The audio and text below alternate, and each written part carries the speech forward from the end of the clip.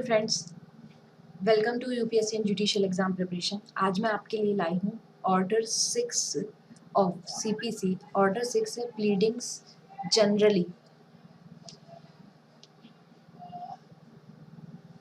चलिए देखते हैं ये हमें क्या कहता है। ऑर्डर 6 के जो भी इम्पोर्टेंट रूल है हम इस वीडियो में कवर करेंगे। आपको सिर्फ और सिर्फ वही रूल पढ़ना है जो हम इस वीडियो में पढ़ रहे हैं, और किसी रूल को देखने की भी ज़रूरत नहीं है। तो सबसे पहले जो इम्पोर्टेंट रूल है हमारा वो है रूल 1। रूल 1 हमें बताता है प्लीडिंग के बारे में। तो प्लीडिंग के अंतर्गत क्या आएगा, तो प्लीडिंग से हमारा यहाँ पे जो ऑर्डर 6 में मतलब होता है उस वाद पत्र और रिटर्न स्टेटमेंट दोनों ही प्लीडिंग के अंतर्गत आते हैं। हमें याद रखना है प्लीडिंग के अंतर्गत दो चीज़ें आती हैं, प्लेंट और रिटर्न स्टेटमेंट। अगला ऑर्डर देखते हैं, ऑर्डर 2। ऑर्डर 2 भी इम्पॉर्टेंट है। ऑर्डर 2 बताता है कि pleading to state material facts and not evidence. सबसे पहले हमें ये ध्यान रखना है कि हर प्लीडिंग में मटेरियल फैक्ट्स को कंसाइज फॉर्म में लिखा जाएगा।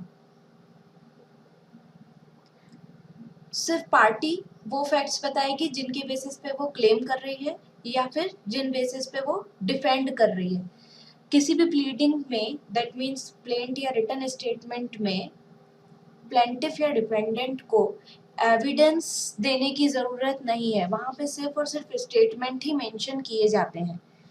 दूसरा इसका पॉइंट ये बताता है कि प्लीडिंग में जहाँ पे भी ज़रूरत हो हम उसको पैराग्राफ में प्रॉपरली डिफाइन कर देंगे, पैराग्राफ को नंबर्स डाल देंगे, और हर सेपरेट एलिगेशन जो एक पार्टी दूसरी पार्टी पे लगाएगी वो सेपरेट पैराग्राफ में ही लगाया जाएगा।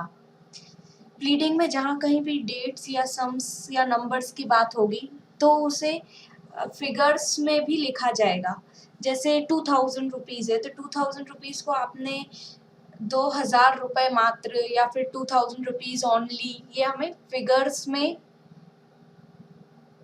भी लिखना ज़रूरी होगा। फिगर्स के साथ साथ वर्ड्स में भी मेंशन करना पड़ेगा। आई होप आप समझ गए होंगे। जैसे मैंने एग्जांपल दिया आपको कि 2000 रुपीज़ को हमें 2000 रुपीज़ नंबर्स में और प्लस 2000 रुपीज़ वर्ड्स में लिखना ज़रूरी होता है। अगला रूल है रूल 3। रूल 3 ये बताता है कि जो प्लीडिंग के फॉर्म्स होंगे वो कैसे होंगे। तो कोई भी प्लीडिंग, जैसा कि सीपीसी के पीछे दिया हुआ है अपेंडिक्स ए में जैसा फॉर्मेट है उस फॉर्मेट में ही प्रस्तुत की जाएगी। अगला इम्पोर्टेंट रूल है rule 4, particulars to be given where necessary. देखिए, जैसे जो पार्टी प्लीड कर रही है वो बता रही कि उसके साथ मिसरिप्रेजेंटेशन हुआ या उसके साथ फ्रॉड हुआ था या ब्रीच ऑफ ट्रस्ट हुआ है या बिल्कुल डिफॉल्ट हुआ है या अनड्यू इन्फ्लुएंस से वो प्रभावित है, तो वहाँ पे उसको वो रीति, वो विधि भी बतानी, वो विशिष्टियाँ भी बतानी ज़रूरी है जिनके द्वारा ये सारी चीज़ें उसके साथ हुई हैं। तो जब भी पर्टिकुलर्स कुछ इस टाइप के आते हैं जैसे रूल 4 में मेंशन किए गए हैं, उनको देना प्लीडिंग में ज़रूरी हो जाता है। अगला जो इम्पोर्टेंट रूल है वो सीधे आ जाइए आप रूल 14 पे। रूल 14 ये बोलता है कि जो भी प्लीडिंग्स होंगी वो साइन की जाएंगी। तो प्लीडिंग को साइन कौन कौन कर सकता है, यहाँ हम देखेंगे कि पार्टी, चाहे प्लेंटिफ हो या डिफेंडेंट, वो प्लीडिंग को साइन कर सकते हैं। पार्टी के प्लीडर भी उनके बिहाफ में प्लीडिंग को साइन कर सकते हैं, और कोई भी ऐसा दूसरा पर्सन जिसको पार्टी ने ऑथराइज कर दिया है अपने बिहाफ में सूट फाइल करने के लिए, अपने बिहाफ में डिफेंड करने के लिए, वो भी प्लीडिंग को साइन कर सकता है। अगला रूल जो बहुत इंपॉर्टेंट है 14A, address for service of notice. ऐसे ही एक रूल हमने सीआरपीसी के सेक्शन 356 में भी पढ़ेंगे। वहाँ पर एड्रेस जो है वो 5 ईयर्स के लिए वैलिड माना जाता है। चलिए अब हम देखते हैं कि 14A में एड्रेस जो है वो कब तक के लिए वैलिड माना जाता है। तो सबसे पहले तो क्या होगा, जब भी कोई व्यक्ति प्लीडिंग प्रस्तुत करेगा तो प्लीडिंग में पार्टी के लिए ज़रूरी होगा कि वो प्रिस्क्राइब्ड फॉर्म में अपना एड्रेस प्रस्तुत करे कोर्ट के समक्ष।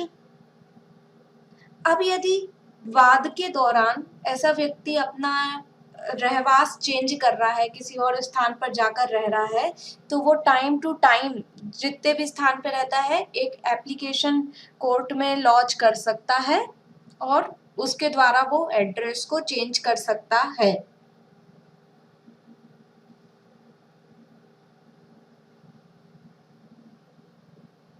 ये एड्रेस जो पार्टी के द्वारा फिल किया जाएगा, ये रजिस्टर्ड एड्रेस पार्टी का समझा जाएगा, और जब तक कि उसने ऐसा एड्रेस को चेंज नहीं करवाया एप्लीकेशन लॉन्च करके, तब तक मामले से रिलेटेड किसी भी कम्युनिकेशन के लिए ये एड्रेस जो है 2 साल तक के लिए वैलिड समझा जाएगा, और सारे जो कम्युनिकेशन पार्टी के साथ होंगे वो इसी एड्रेस पे होंगे अगले 2 साल तक के लिए। अब देखते हैं फ्रेंड्स, यदि रजिस्टर्ड एड्रेस जो पार्टी ने दिया है वो इनकम्प्लीट दे दिया, या फिर पता चलता है कि उसने वो गलत एड्रेस दे दिया, या फिर उसने कोई भी ऐसे फिक्शियस एड्रेस दे दिया जो एक्चुअल में है ही नहीं, तब कोर्ट क्या करेगा? देखिए, तब कोर्ट के पास जो ऑप्शन है वो पहला ऑप्शन ये है कि यदि ऐसा रजिस्टर्ड एड्रेस प्लेंटिफ ने फाइल किया है तो वो सूट को स्टे कर देगा। दूसरा ऑप्शन ये है कि यदि गलत एड्रेस जो है वो डिफेंडेंट ने बताया है तो उसकी डिफेंस को स्ट्रक आउट कर लिया जाएगा। अब जब कोर्ट ने किसी के सूट को स्टे कर दिया या डिफेंस स्ट्रक आउट कर दिया है, तो पार्टी जो है वो प्लेंटिफ या डिफेंडेंट कोर्ट के पास जाएंगे और कोर्ट के समक्ष एक एप्लीकेशन फाइल करेंगे जिससे कोर्ट के द्वारा दिया गया ऑर्डर सेट असाइड हो जाए कि वो इस कारण से जो वैलिड है, तो कोर्ट उनको परमिशन दे देता है इस कारण से वो सही एड्रेस नहीं दे पाए थे या अपूर्ण एड्रेस उनके द्वारा दिया गया था।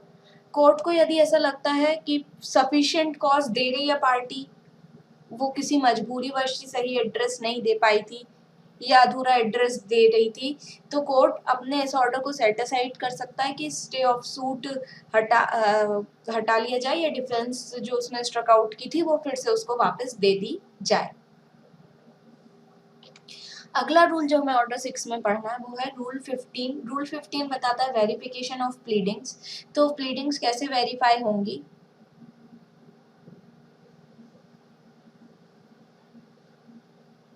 अब हर प्लीडिंग जो है वो प्लीडिंग पूरी कंप्लीट लिखने के बाद उसके फुट पे, उसके नीचे पार्टी जो प्लीड कर रही है वो साइन करेगी।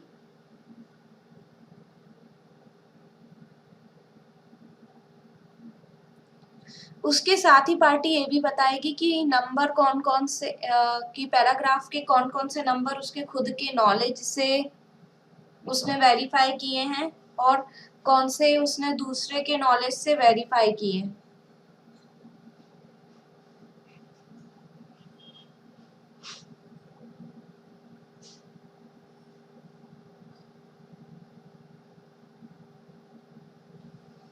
इसके साथ ही पार्टी एक एफिडेविट भी सपोर्ट में प्रस्तुत करती है।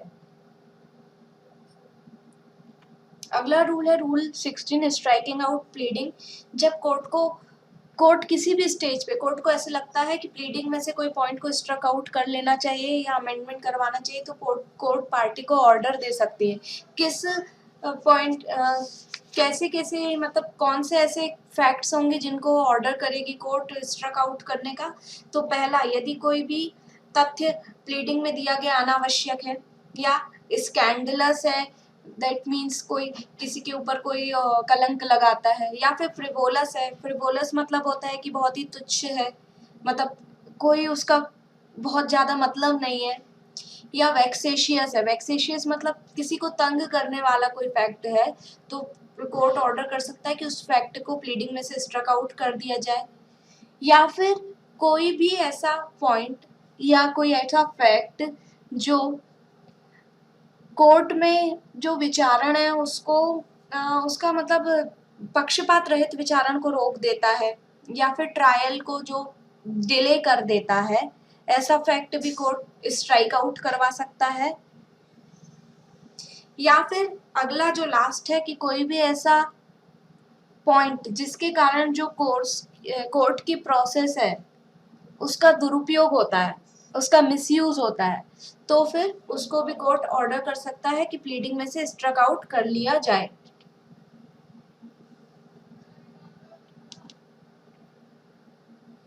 रूल 17 है अमेंडमेंट ऑफ प्लीडिंग। कोर्ट वाद के किसी भी स्टेज पर पार्टी को ये ऑर्डर कर सकती है कि वो अमेंडमेंट कर ले प्लीडिंग में, या कोई अल्टरेशन कर ले जो ज़रूरी है।